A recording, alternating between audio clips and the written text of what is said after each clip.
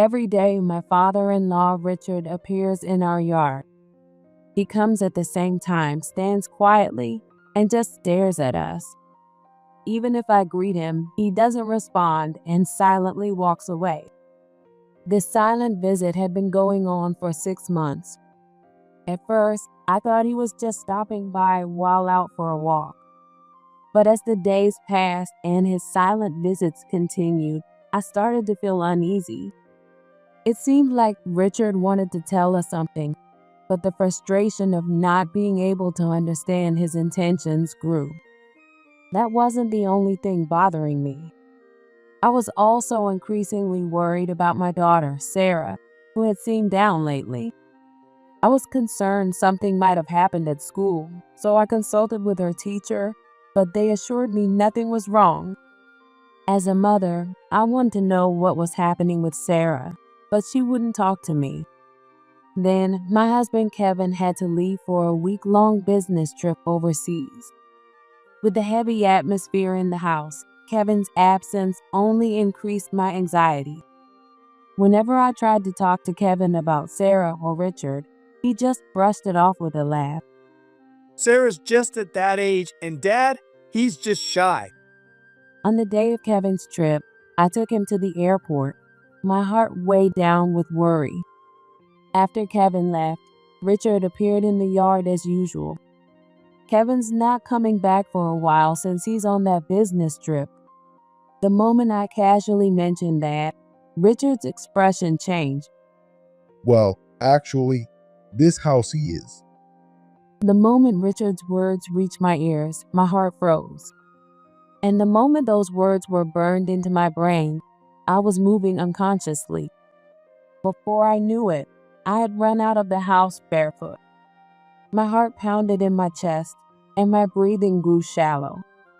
I'm married, 45 years old. I work part-time while enjoying peaceful days with my husband, Kevin, and our daughter, Sarah.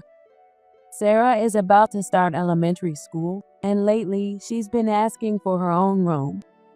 Seeing her making the biggest request she can in her small way, we made a decision. We realized we needed a bigger house to support Sarah's growth.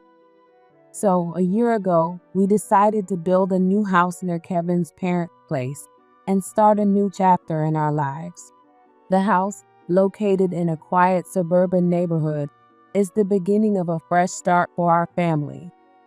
Sarah is thrilled to have her own room, and every time we see how happy she is, we know building this house was the right choice. Kevin, who's always been a doting dad and loves photography, was especially enthusiastic when the new house was completed. This way, I can take lots of pictures of Sarah being happy. Kevin's eyes sparkled as he held his camera with a childlike innocence. Kevin had always loved photography, and since Sarah was born, his passion had only grown stronger. Before we moved, our apartment walls were covered with pictures of Sarah. Her first steps, her joyful face with birthday cake, moments from family outings. These photos were like treasures to Kevin, and they represented his way of witnessing our family's growth. Even after moving into our new house, his enthusiasm didn't fade. In fact, now that Sarah had her own room, he was even more eager to capture new sides of her. Watching Kevin follow Sarah's growth with his camera was a testament to his deep love for our family. Kevin had always been worried about his father, Richard, living alone. When we decided to build our new home, Kevin saw it as the perfect chance and was happy. With Richard living close by, Kevin felt reassured knowing he could be there quickly if needed. Now, Kevin often finds time to visit his father's place and help him out. Seeing how much Kevin values his bond with Richard often warms my heart. His dedication to supporting and protecting our family must also be leaving a positive impact on Sarah. And more than anything, I was filled with joy that we were able to build our home in this quiet suburban neighborhood. With Kevin's family nearby and plenty of green space, it's a perfect place for Sarah to grow up freely. Since moving here, I felt like our family has truly found happiness. One day, strange things started happening around me. At first, the changes were small, but gradually, the oddities became more noticeable. What stood out the most was that Richard began coming to our front yard. It's been 6 months since Richard started visiting. At first, I thought he was just stopping by during his walk, so I casually tried to chat with him. However, Richard never stepped into the yard, just stood there silently, not saying a word, and after a while, he would leave without uttering a single thing. At first, I dismissed it, thinking it was part of his exercise routine.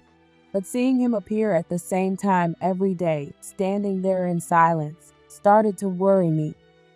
I began to feel anxious, wondering if Richard was troubled by something or had something he wanted to tell us.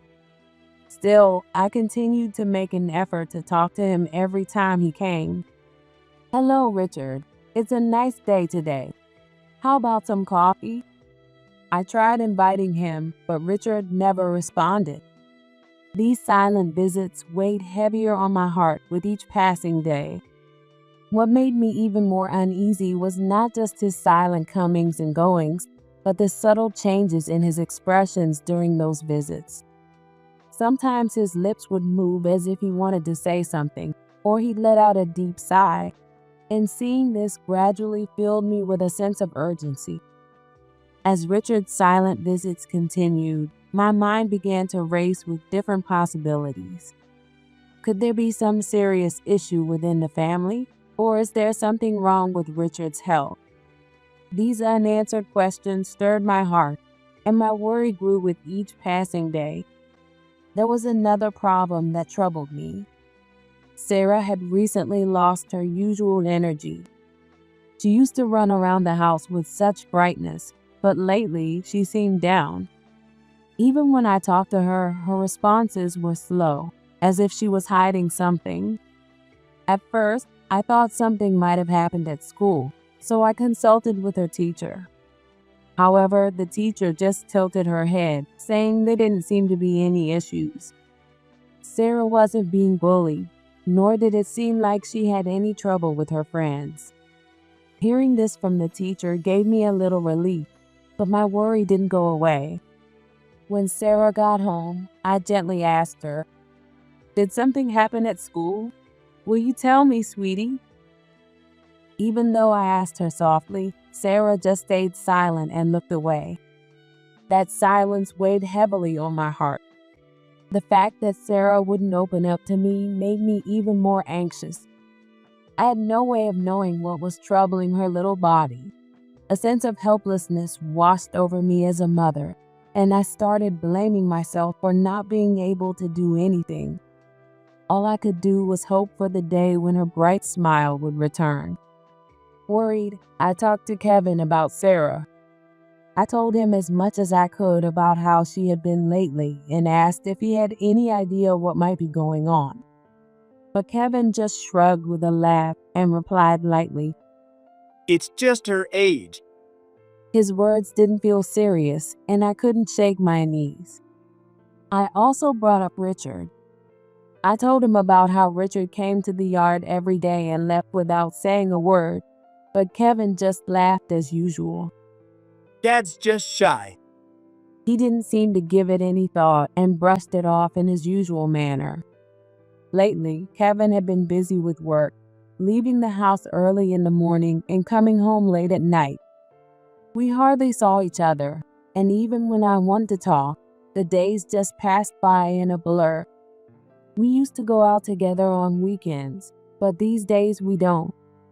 Even on his days off, Kevin seemed exhausted and spent most of his time relaxing at home. Watching him like that made me feel a sense of loneliness.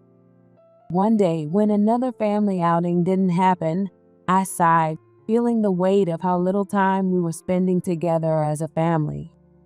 Then, one day, Kevin suddenly told me he had to go on a business trip overseas for about a week. Although I was surprised by the sudden news, there was nothing I could do since it was for work. I was worried about both Sarah and Richard, but there was no way I could ask Kevin not to go on the trip because of that. On the day he left, I went to the station to see him off. I prayed that Kevin's work on the business trip would go well and hoped he would return safely. I watched him until he disappeared from view, then returned home alone. After a while, Richard appeared at the usual time. I still couldn't tell if he was there to say something or if he was just standing silently as always. Thinking, here we go again, I walked out to the yard to welcome Richard. As usual, Richard stood there quietly in the yard. Up until now, I hadn't known how to handle these silent visits, but today I felt like trying to start a conversation. Kevin's gone on a business trip overseas for a while, so why don't you come inside and relax today? I said casually. Suddenly, Richard's expression, which had been blank, changed dramatically. His face showed a mix of surprise and tension, and in a low voice, he began to speak. You see, this house is being bugged. For a moment, I couldn't comprehend what Richard was saying. But as the meaning of his words connected in my mind, a chilling fear gripped my entire body. I didn't want to believe the reality that the house was being bugged. However, the moment those words took on a sense of reality and etched themselves into my mind, I found myself moving unconsciously. Before I knew it, I had run out of the houses barefoot. I raced through the yard and fled beyond the property. My heart was pounding like crazy, and my breathing grew shallow. Fear and confusion overwhelmed me, and all I could think of was that I had to escape.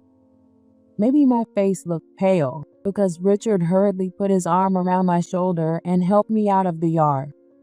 The warmth of his arm calmed me down just a little, but inside, I was still overwhelmed with shock. Then Richard suddenly pulled a laptop out of his bag and showed me the screen. With fear, I stared at the screen, not knowing what would appear. Displayed on the laptop were pictures of Sarah. There was no mistaking it. In that instant, my heart shattered. One by one, pictures of Sarah with bruises on her back scrolled by. My body trembled at the unbelievable sight, and tears flowed uncontrollably from my eyes. Why is this happening to Sarah?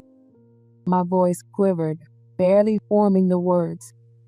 Richard, looking regretful, lowered his eyes and spoke in a heavy tone. The culprit is Kevin. You need to leave the house immediately. My husband, Kevin? Doing something like this to our beloved Sarah? It can't be true. I couldn't suppress the disbelief, shaking my head in denial. I tried desperately to reject the thought in my mind, but the harsh reality in front of me crushed my hopes. Richard's face was etched with sadness and deep regret. He began to explain in a heavy voice what he knew. Mary, when Kevin was coming over to my house, it wasn't to take care of me. He was messing with my computer. Those words tightened the icy grip around my heart once more. Why would Kevin do something like that? I couldn't make sense of it, and my mind was spinning in confusion. I never used the computer, so I didn't think much of it and left it as it was. I never imagined something like this would happen. Richard's voice was filled with a mixture of regret and frustration. He explained that he had recently attended a computer class at the local community center and decided to try using his laptop again. He hadn't touched it in a long time, but finally powered it on after learning how to use it. I was just trying out different things when I noticed some strange files. Richard spoke in a grave tone. Could it really be that data? That's right. It was photos of Sarah. I gasped at Richard's words. I didn't want to believe that such a reality was staring me in the face. I immediately confronted Kevin, asking why he did something like this. But what Richard said next made me shiver even more. I'm just keeping a record of her discipline. Richard said that Kevin had stated it nonchalantly. My mind was in chaos. unable to grasp what was happening. I never imagined such cruel words could come from Kevin's mouth. Worse still, Richard said Kevin threatened him afterward. Don't you dare tell Mary about this. Richard's story became even more unbelievable. I've planted multiple bugs in the house. If you tell Mary about this, I'll know right away, and if you do, I'll make Sarah suffer even more. According to Richard, Kevin said all this with a smirk. Why would he do something like that? Richard, his voice trembling, asked Kevin, and Kevin reportedly laughed as he replied. I think Sarah's reactions, her discomfort and voice are adorable. The bugs are like a keepsake, a memento. I love Sarah. Hearing that Kevin had spoken those words with such confidence, I was speechless. It felt like I was staring at a completely different person, a cruel, cold version of the Kevin I thought I knew. This horrifying reality seemed to be swallowing me whole. Richard tried time and again to reason with Kevin. I'm sure his attempts were full of the love and responsibility only a father could have. In his own way, Richard was doing everything he could to protect Sarah's innocent smile. But Kevin apparently remained unfazed, brushing off Richard's words with a calm, indifferent attitude, as if he didn't even realize what he was doing was wrong. Then one day, when Richard was particularly persistent in his attempts to persuade him, it happened. Kevin smirked as if he were telling a joke and said with a grin, So, Dad, are you willing to take her place? The moment Richard heard those words, he must have been devastated. However, after a brief hesitation, he quietly spoke with what seemed like a newfound resolve. If it's for Sarah, I'll take her place. Those words of determination must have been filled with immense pain and love. For Richard, it seemed like the only way to protect Sarah. Kevin seemed momentarily stunned by Richard's unexpected response. His face likely showed a mix of surprise and confusion. However, the silence didn't last long. Kevin quickly regained his composure, narrowing his eyes as if calculating something. After a brief pause, he spoke again. I see. In that case, instead of hurting Sarah, why don't I just take money from you? Those words were so cold and heartless. Richard had never expected to hear something like that from someone who was supposed to protect his family. But even in such a terrible situation, Richard focused on what he could do for Sarah. For him, protecting Sarah was the highest priority. Hesitantly, Richard nodded. He began cutting back on his own living expenses to secretly give money to Kevin. The thought of Richard scrimping from his monthly income, quietly trying to protect Sarah, was heartbreaking. Richard's hands were once the same hands that had gently held Sarah. How much pain must Richard have felt, knowing that those same hands were now being used to hand over money to Kevin? Richard kept telling himself that if it meant saving Sarah, he had to do it, and he continued to meet Kevin's demands. However, as time passed, Richard began to realize that Kevin wasn't keeping his promise. Kevin pretended to have stopped his violence, but in reality, he continued his so-called discipline with Sarah. Every time new photos of Sarah appeared, the horrifying truth became clearer, and Richard's heart was torn apart. I'm sure Richard thought many times that this couldn't go on. But terrified by Kevin's threats, he was torn between fear and the need to protect Sarah, unsure of what to do. One day, unable to bear it any longer, Richard finally decided to confess everything to me. His eyes filled with tears and his voice trembled. Richard collapsed as if his strength had left him, apologizing to me through tears. I tried to tell you so many times, but I just couldn't. I'm so sorry. Seeing him like that brought an overwhelming surge of emotion in my heart as well. Richard had been desperately fighting to protect Sarah. I could feel the depth of his suffering, his helplessness, and the love he had for Sarah. Richard. I could barely get the words out. With Richard's tears, a firm resolve was born in my heart. After consulting with Richard, I made up my mind to act immediately. I couldn't just stay silent and let things continue. I felt deep inside that I had to do something right away to protect Sarah. That day, Richard and I went to her school to pick her up. Sarah looked surprised, but sensing the seriousness in our expressions, she got into the car without saying a word. We didn't return home. Instead, we headed straight to the Child Protective Services. In the quiet consultation room, Richard opened the laptop he had brought. The counselor looked at the photos on the screen, then gently spoke to Sarah. Sarah, I'm so sorry for what you've been through, but you're safe now. Can you tell us what happened? At first, Sarah was confused, but gradually she began to open up, and through her tears, she slowly revealed the pain she had been carrying. Through her tears, Sarah began to share the things she had been keeping hidden in her heart.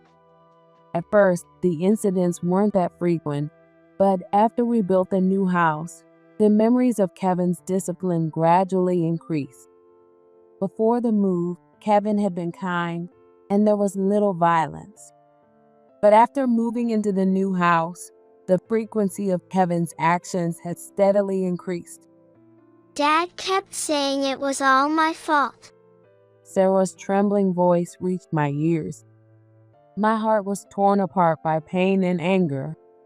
I felt an overwhelming guilt for not knowing and for failing to protect her.